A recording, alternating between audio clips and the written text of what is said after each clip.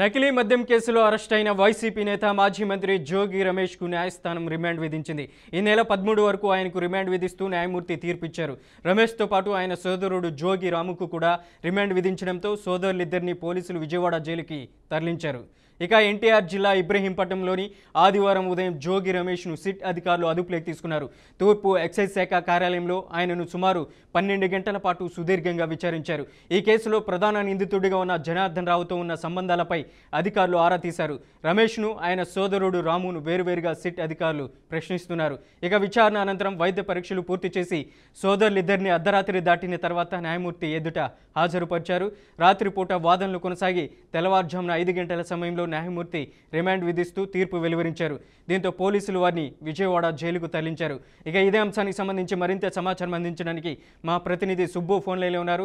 సుబ్బు, చెప్పండి, దాదాపు 12 గంటల తర్వాత ఆయనని జడ్జి ముందు ప్రవేశపెట్టినట్లుగా తెలుస్తుంది. 13 రోజులు రిమాండ్ విధించారు. కస్టడీ ఏమైనా కోరే అవకాశం ఉందంటారా జోగి రమేష్ని? అయితే తప్పకుండా కస్టడీ కోరే అవకాశం ఉంటుంది.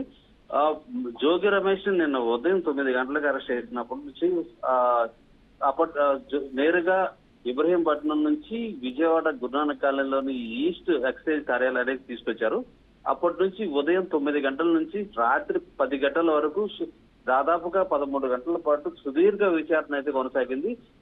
ఏసీపీ సిట్ కు సంబంధించిన అధికారులు కానీ ఎక్సైజ్ కి సంబంధించిన అధికారులు కానీ సుదీర్ఘంగా విచారించారు. అయితే జోగి రమేష్ విచారణకి సహకరించలేదని అధికారులు చెప్తున్నారు. ఏం అడిగినా కానీ సమాధానాలు వ్యంగ్యంగాను ప్లస్ దాటవేష ద్వారంతో సమాధానాలు చెప్పారని చెప్పేసి కూడా సిట్ అధికారులు కానీ ఎక్సైజ్ అధికారులు కానీ చెప్తున్నారు. సరైన సమాధానాలు చెప్పకపోబట్టే విచారణ ఆలస్యమైందని చెప్పేసి కూడా వాళ్ళు చెప్తా ఉన్నారు. సుదీర్ఘంగా విచారించినప్పటికీ వాళ్ళు జోగి రమేష్ ప్లస్ జోగి రమేష్ ఒక తమ్ముడు జోగి రాము కూడా ఇద్దరు కూడా విచారణకి సరిగ్గా సహకరించలేదని చెప్తున్నారు. అయితే పోలీసుల దగ్గర సిట్ అధికారుల దగ్గర ఎక్సైజ్ అధికారుల దగ్గర కొన్ని ఆధారాలు అయితే ఉన్నాయి. గతంలో A1 ఎవరైతే జనార్దన్ ఉన్నాడో A1 జనార్దన్, A2 జగన్మోహన్ రావు, వీళ్ళిద్దరినీ కూడా గతంలో పోలీసులు అధికారులు విచారించిన నేపథ్యంలో వాళ్ళు కొన్ని ఆధారాలు పోలీసులకు సమర్పించారు. ఈ ఆధారాలతో పాటు పోలీసులు టెక్నికల్ ఎవిడెన్స్ కూడా కొంచెం సేకరించారు. ఈ సేకరించిన వివరాలన్నింటినీ వాళ్ళ ముందు పెట్టి వాటి గురించి అడుగుతుంటే వాళ్ళు దాన్ని దాటవేసే దారులతోనూ ప్లస్ తప్పించుకునే విధానంతోనూ సమాధానాలు వక్రీకరించి చెప్పడం, ఇవన్నీ కూడా పోలీసులకు తలనొప్పిగా మారింది, సిట్ అధికారులకు కూడా తలనొప్పిగా మారింది.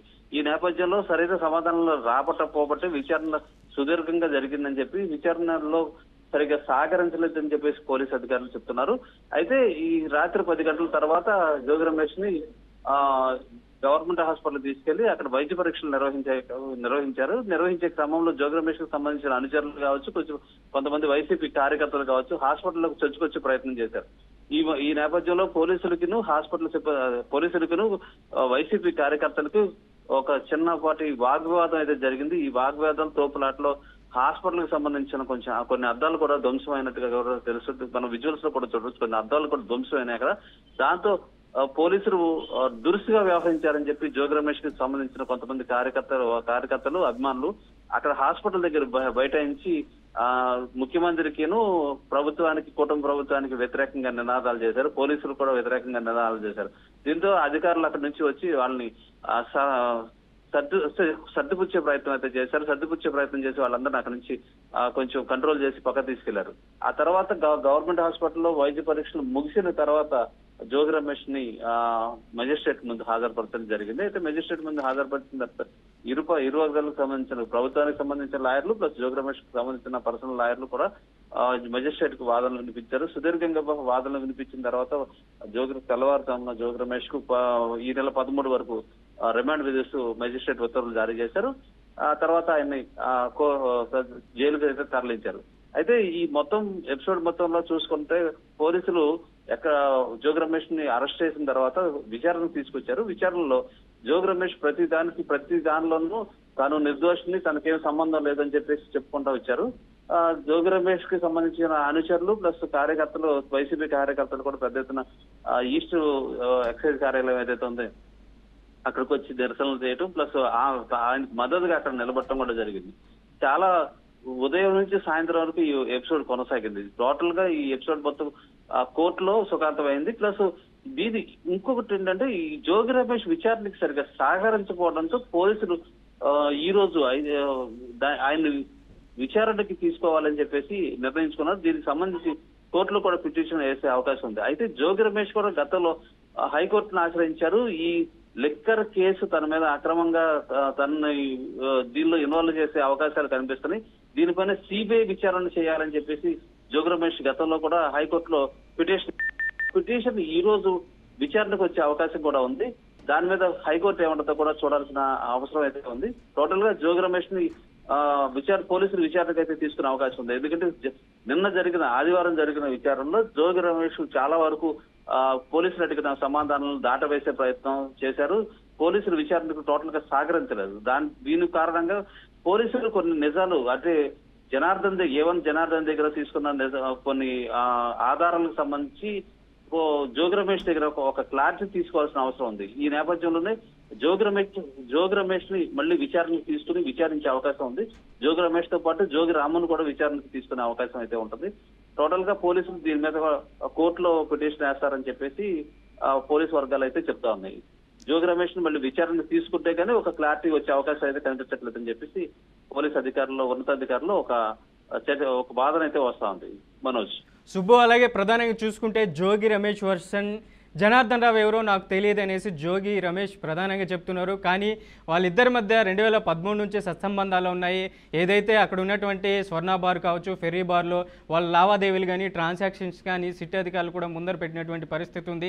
దాదాపు 3 నెలలకు ఒకసారి 3 నుంచి 5 లక్షల వరకు ఆ జోగి రమేష్ సోదరుడు జోగి రాముకు కూడా అప్పగించారు ఫెర్రీ ఘాట్ ఆ పరిసర ప్రాంతాలని సాక్షులు కూడా చెప్తున్నారు.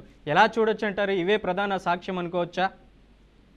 జోగి రమేష్ కి జనార్దన్ కి అంటే వాళ్ళు గతంలో వాళ్ళిద్దరూ కూడా ఒక దగ్గర పెరిగామని చెప్పి అంటే డిఫరెంట్ గా చెప్తా ఉన్నారు. జోగి రమేష్ గతంలో మేమంతా కూడా ఒక దగ్గర పెరిగిన వాళ్ళం, మా తాతల కాడ నుంచి మాకు వాళ్ళకి రిలేషన్స్ ఉన్నాయని చెప్పేసి జోగి రమేష్ చెప్తా ఉన్నాడు. జోగి రమేష్ చెప్తున్నారు. అయితే జోగి రమేష్ పలు దఫాల్లో జోగి రమేష్ ఇది జనార్దన్ కలిసినట్టుగా కూడా ఆధారాలు పోలీసులు సేకరించారు.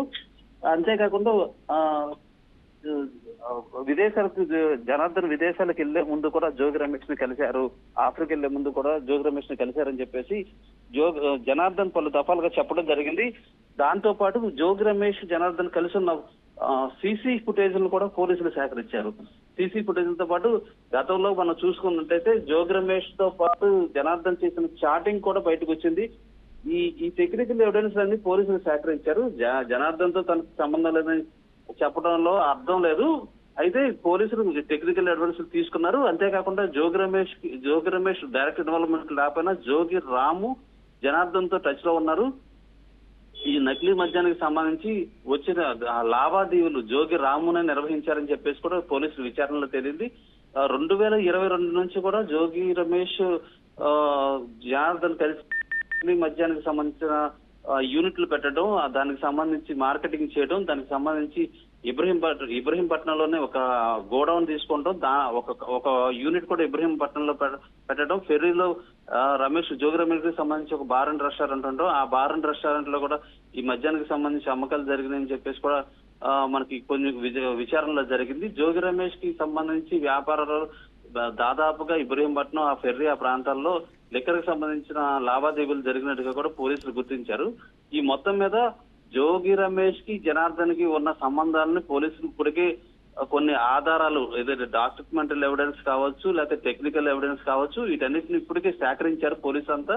ఫస్ట్ నుంచి కూడా పోలీసులు ఎక్కడా కూడా తొందరపడకుండా జోగి రమేష్ ఇన్వాల్వ్మెంట్ ఎక్కడెక్కడ వాళ్ళకి లభిస్తుందనే దాని మీద టెక్నికల్ ఎవిడెన్స్ అండ్ బేసికల్ ఎవిడెన్స్ అండ్ డాక్యుమెంటెడ్ ఎవిడెన్స్ ఈ మొత్తం ఎవిడెన్స్ లన్నీ తీసుకున్న తర్వాతే జోగి రమేష్ అరెస్ట్ కి రంగం సిద్ధం చేశారు. ముందుగా ఎందుకంటే జోగి రమేష్ గతంలో మినిస్టర్ చేశాడు, ప్లస్ అది కాక బీసీ సామాజిక వర్గానికి చెందిన వ్యక్తి కాబట్టి జోగి రమేష్ తన పాత్ర ఈ జనార్దన్ తో ఉన్న పాత్ర బయటపడిన మరుక్షణం నుంచే జోగి రమేష్ కొన్ని ఇది రాజకీయ ట్రిక్స్ ప్లే చేస్తా ఉన్నారు. నేను బీసీని కాబట్టి చంద్రబాబు నాయుడు నా మీద కక్ష కట్టి దాన్ని రాజకీయంగా అణగదొక్కాలనే ఒక కుట్రతోనే కుతంత్రంతోనే నా మీద అక్రమంగా కేసులు పెడుతున్నారని చెప్పేసి ముందు నుంచే జోగి రమేష్ ఒక స్ట్రాటజీ ఏదైతే పొలిటికల్ స్ట్రాటజీ ఉందో దాన్ని ప్లే చేయడానికి ప్రయత్నించారు. ఈ నేపథ్యంలో పోలీసులు కూడా ఆచితూచి వ్యవహరించారు. ఎక్కడా కూడా తొందరపడకుండా జోగి రమేష్ కి సంబంధించి